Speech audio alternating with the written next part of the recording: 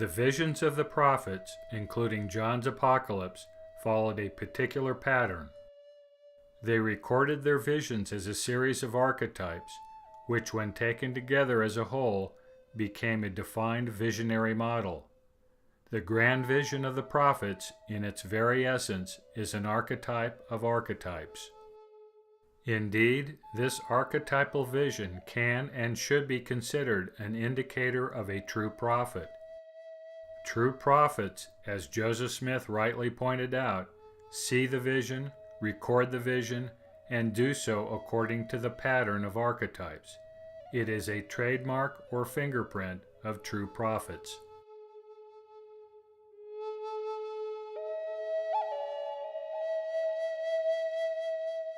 At the beginning of the vision, the prophet is taken or carried up to the top of an exceedingly high mountain. The mountain is said to reach from earth to heaven.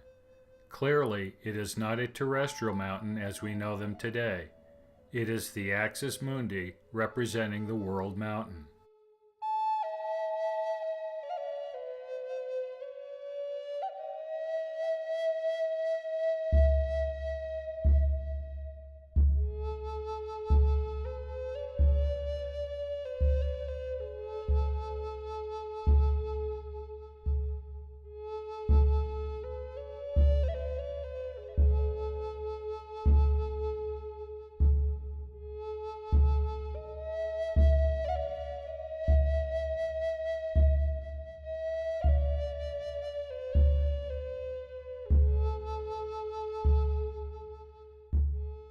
Before the prophet can see the vision, he must first be purified.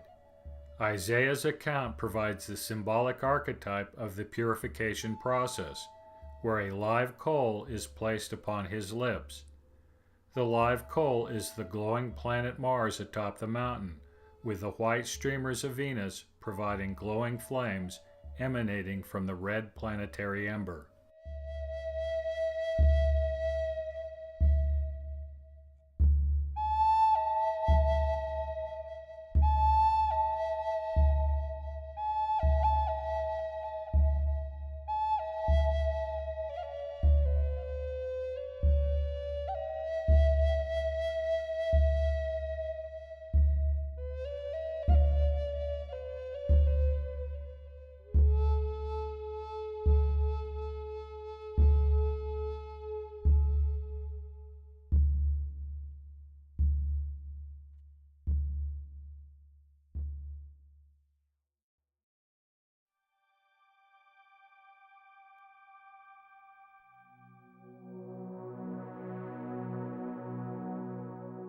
The visions are given to the prophets through the agency of angelic visitors. These angels, in turn, are typified by the planetary archetype of the winged being, where the axis mundi is the body, the planet Venus or Mars is the head, and the crescent of Saturn forms the wings.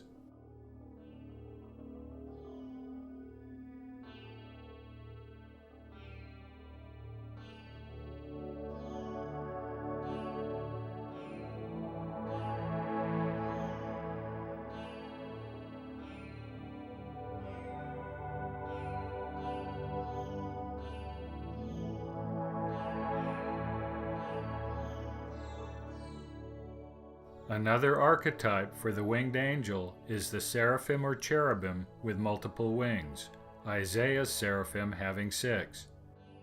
The 6 wings are formed by the plasma streamers of Venus. The plasma jet extending upward is interpreted to be 2 wings folded together, as are the 2 wings extending downward, making 4 wings. The 2 streamers extending horizontally represent 1 wing each, making a total of 6 wings.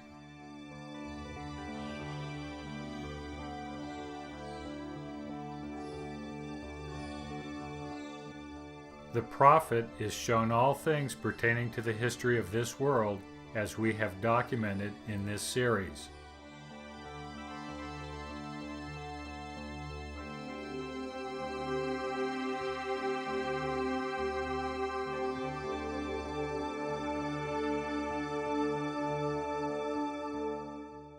The events of the vision are shown as archetypes. The prophets see the birth of Jesus Christ. His birth is typified by a planetary archetype. The Star of Bethlehem, a nova explosion, is represented by the polar configuration, with the rayed Venus representing the rays from the new star and the spiked appearance of the axis mundi pointing to the location of the newly born babe. The mother and child are seen in vision.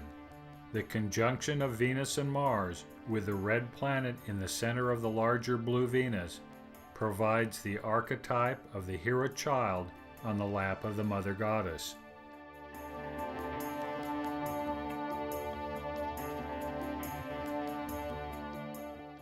The prophets see the crucifixion of Jesus Christ, typified by the cruciform polar configuration, where the four streamers of Venus intersect at Mars.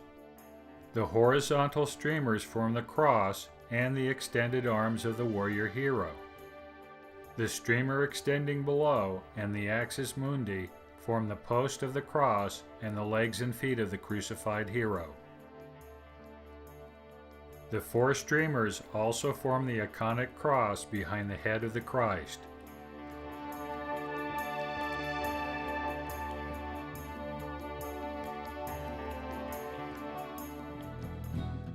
The prophets are shown the great events of the Second Coming, the restoration of the polar configuration, and the gathering of Israel. As the planets reposition themselves over Earth's northern pole, their archetypes re-emerge as well. The prophets see both physical reality and the symbolism of the archetypes. The prophets are shown a vision of Jesus Christ and his archetype, the Son of Man.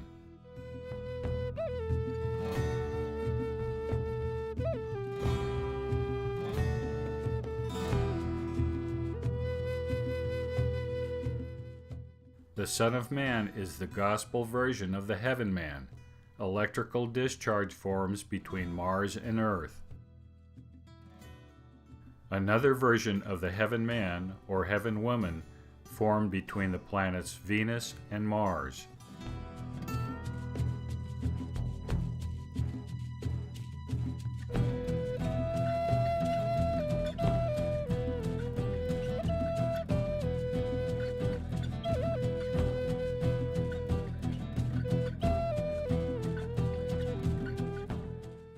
The familiar Bull of Heaven archetype will also reform, and again typify Jesus Christ, the Son of Man.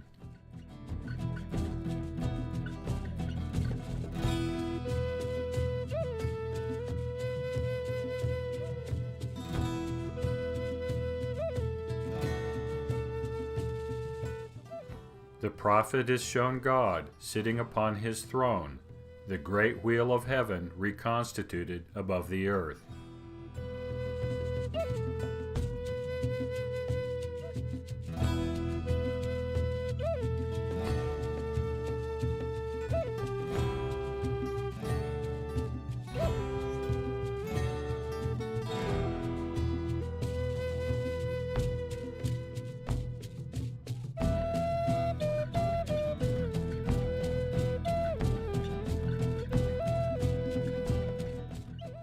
When the events are complete and the polar configuration is fully restored, the prophets see and vision the heavenly city, the New Jerusalem, or Zion atop its holy mountain, the Axis Mundi.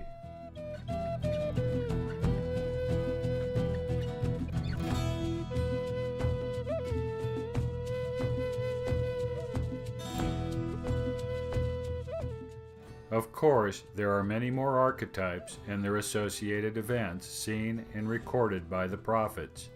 These will be the subject of future episodes.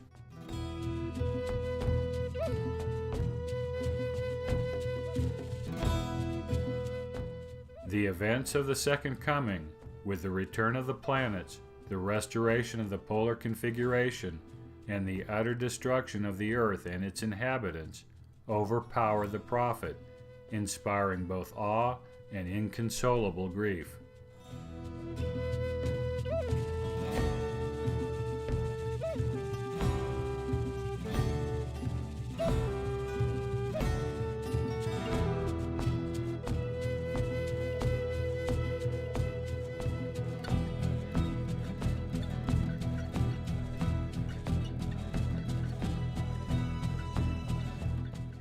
After the vision, the prophet is commanded to write the things he saw.